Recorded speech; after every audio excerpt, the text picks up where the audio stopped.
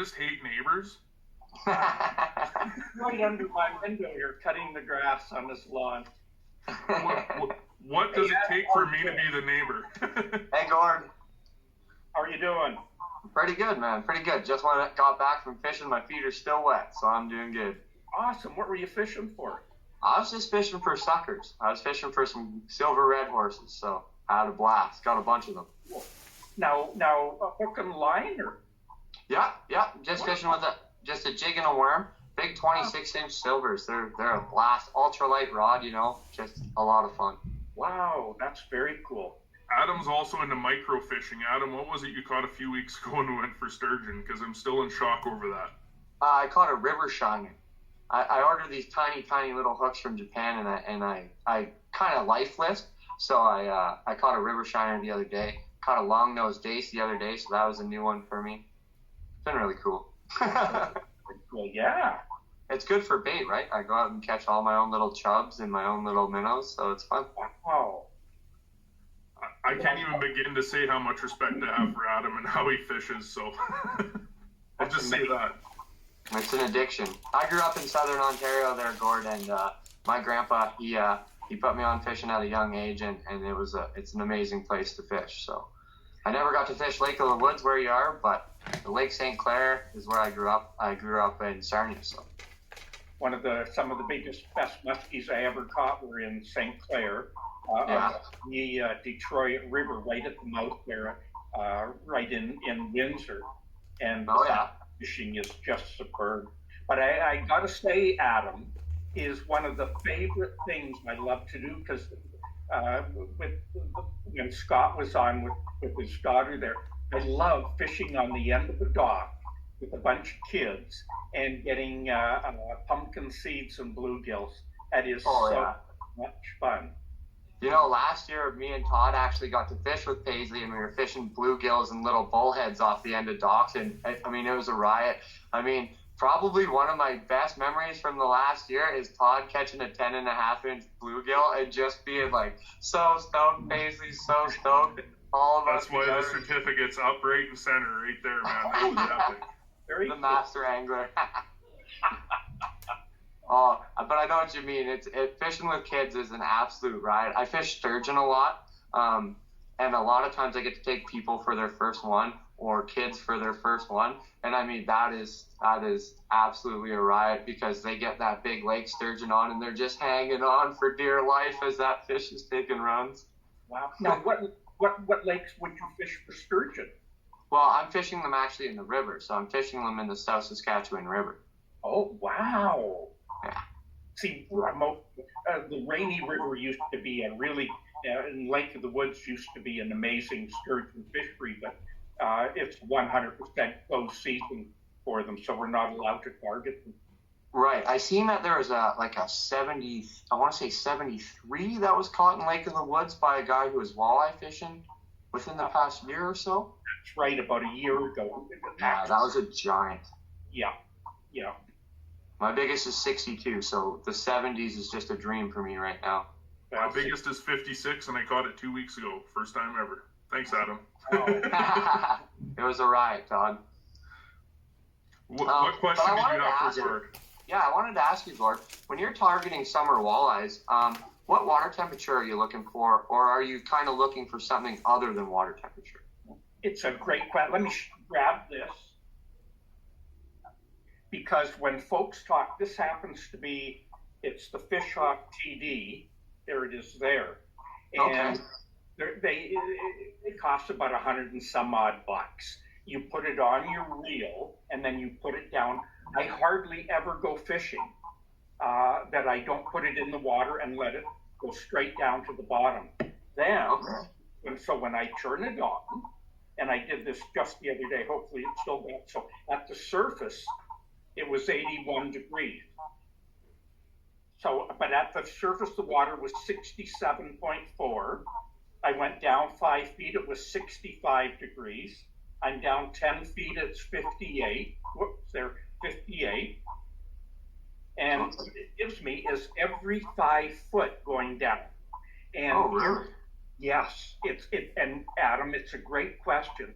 because when folks talk about water temperature, especially for walleye, actually for anything, they're always reading surface temperature. And what I always say to them is surface temperature is meaningless. You've got to know what the temperature is in the water column. So if I'm going for lake trout and they're really temperature conscious, first thing I do every time I go for lake trout, drop it over the side of the boat. When I can find where, so I'll drop it down and I'll pull it up about 2-3 seconds later. It'll tell me that 56, 58 degrees in that range is down around 52 feet. It's before I've even got the boat set up in terms of a down rigging or wire lining or lead coring. I know I've already started to zero in on the best location. Now with walleye, you're always looking in around 65. Well, I'm still in metric. Sorry about that.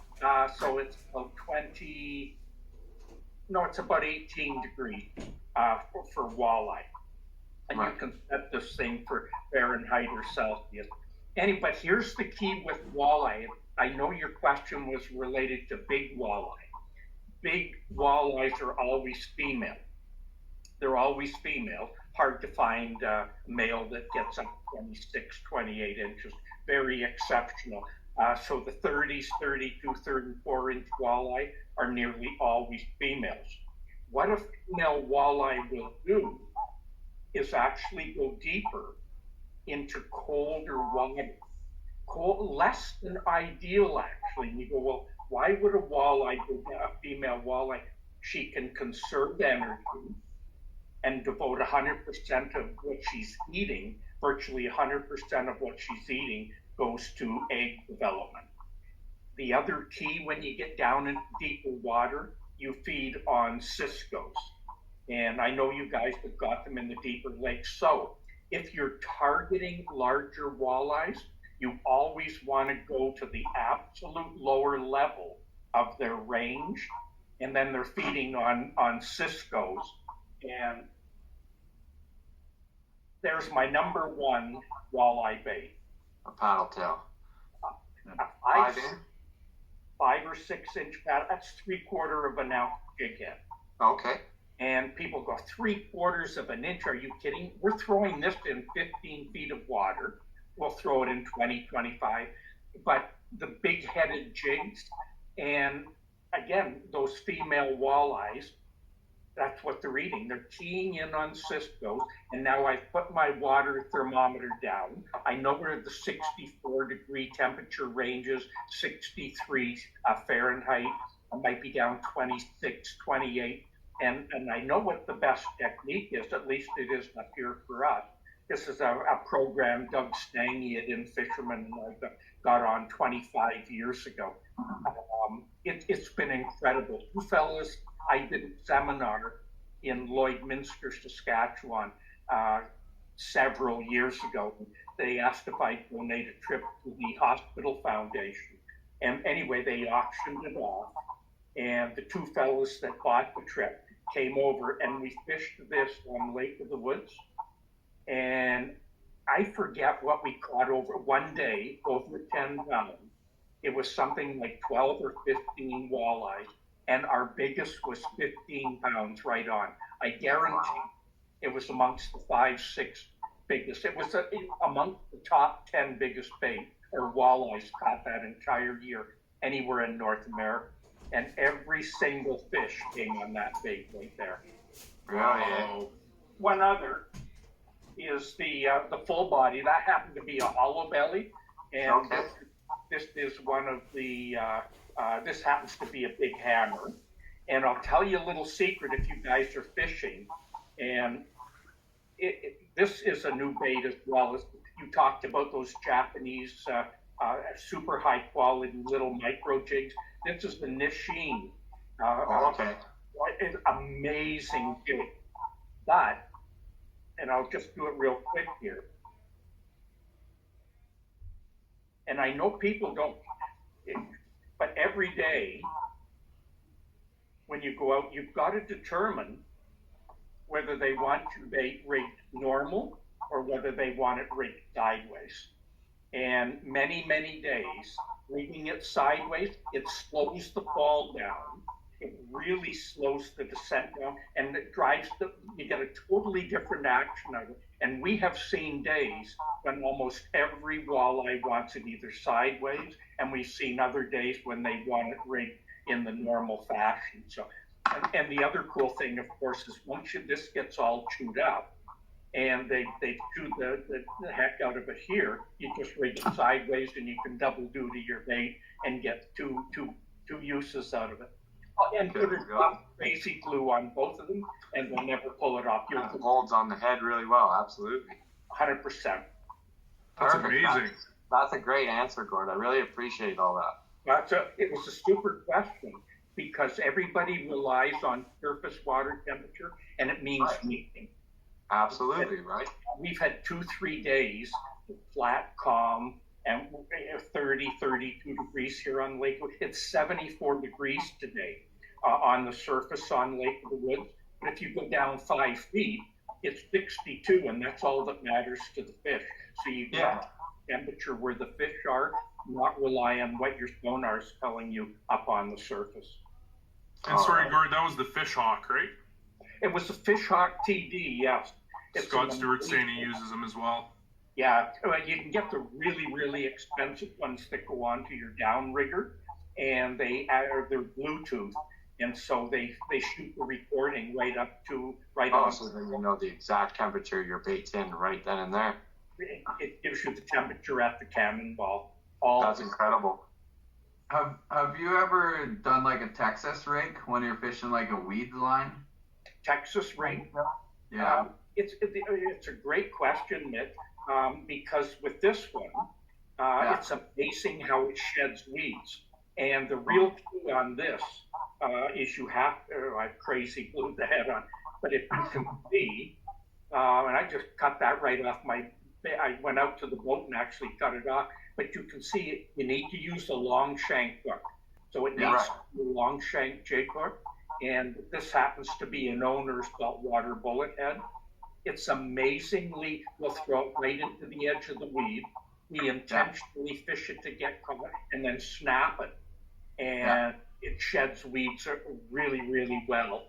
And then what we really like, though, is fishing these when we rig them sideways and throw it up against the edge of the weeds, and they just flutter down like this, and the walleyes come out and crush it. Nice. Am I the only one that's in shock over the crazy glue idea and how I didn't think of that before? Oh, you don't do that? Amazing. Oh, swim baits, you gotta do that. Yeah, I'm a rookie, man. Go easy on me here. In fact, how crazy is this? You know the hook keeper on this bait?